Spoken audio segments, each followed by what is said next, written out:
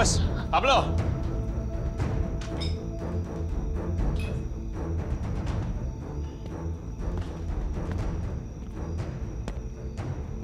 Anong pinagdiriwa mo, Calvin? Sa tingin mo, tagumpay ang misyon natin? Baka nakakalimutan mo. Buhay pa rin si Elias! Ang yabang mo rin magsalita, eh. No? Wala ka namang nagawa nung nagharap kayo ni Edgardo. Alam mo, kung napatay mo sana yung mortal mo ka, eh baka napatay ko rin yung akin. Kung hindi mo pinaglaruan si Elias at pinatay mo kagad, nabawasan sana tayo ng tinig sa lalamunan! Tagumpay pa rin! Tagumpay pa rin na ubus nating lahat ng minamahal ni Elias.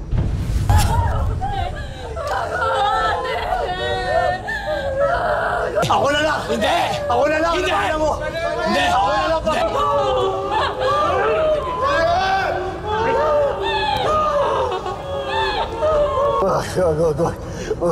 Huwag ka, Elias! Tignan mo ang nanay mo. Tignan mo!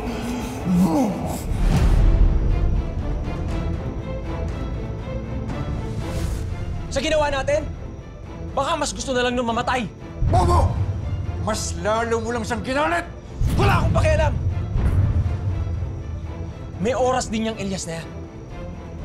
At sisiguraduhin ko, pag nangyari yun, papatayin ko na talaga siya. Puro ka satsat.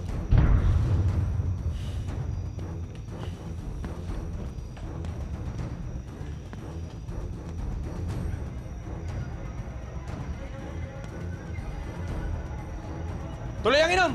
Tuloy! Cheers! Anay!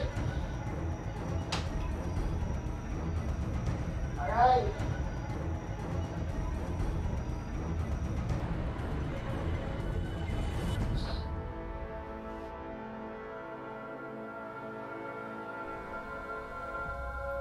Mukhang si Nanay Alma pala. Ha? Kamusta kayo si Nanay Alma?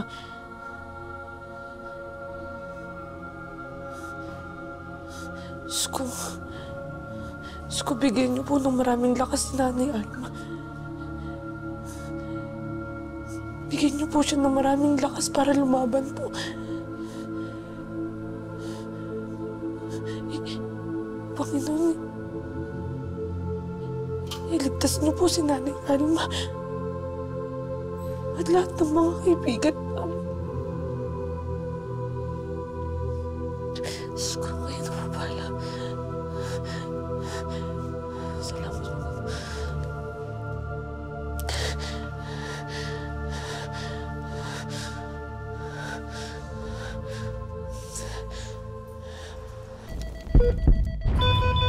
Code Blue, start CPR.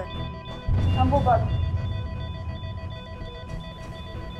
1001, 1002, 1003, 1004, 1005, Give epinephrine now! 2007, 2008, 2009, 2010, 1, 2, 3, 4, 5, 6, 7, 8, 9, 10, 1, 2, 3, 4, 5, 6, 7, 8, 9, 10, 11, 12, 13, 14. Please check vital signs. Doc, sa ngayon po tumataas yung blood pressure niya, then pati po yung heart rate. Okay, please continue monitoring the vital signs.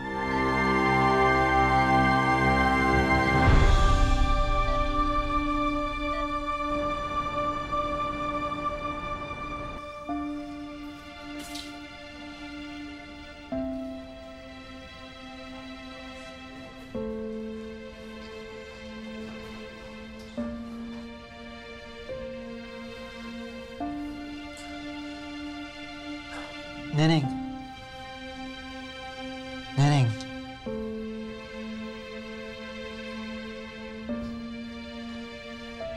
Okay ka lang?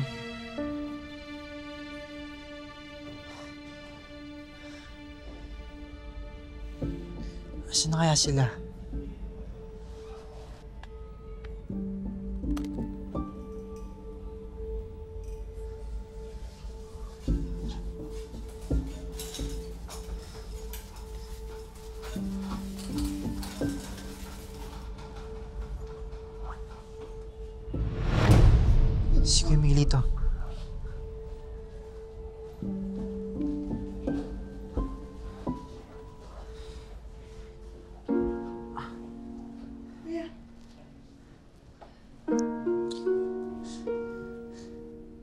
Nasaan ako?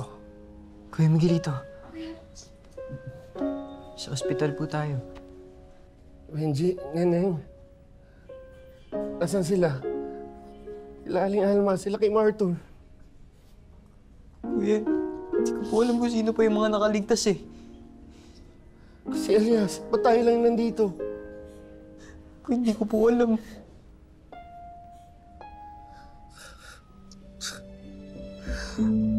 Bakit ba nangyayari sa atin ito?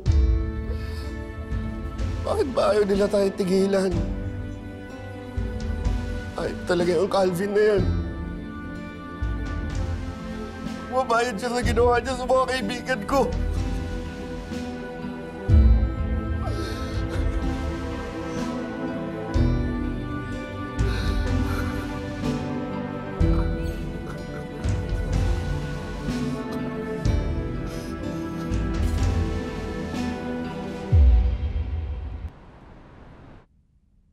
Milyon-milyon ang tao dito sa Pilipinas. Sa dinami-dami na pwedeng makilala, si Elias pa talaga. Saka ako napoproblemahin kung paano ako makakaganti sa lahat ng perwisyong dinala ni Elias sa buhay ko. Sa ngayon, ang gusto ko ay magising ka, anak. Magising ka lang. Hello, Mr. President. Pinapatawag niyo daw po ako. Yes, Doc. Tandaan mo mabuti ito, Doc. Walang sino man ang makaalam na tumatalo ako dito. Kapag nalaman nila, tanggal ka sa trabaho. At patatanggal ko lahat ang lisensya niyo. Ito, Doc. Klaro po, Mr. President.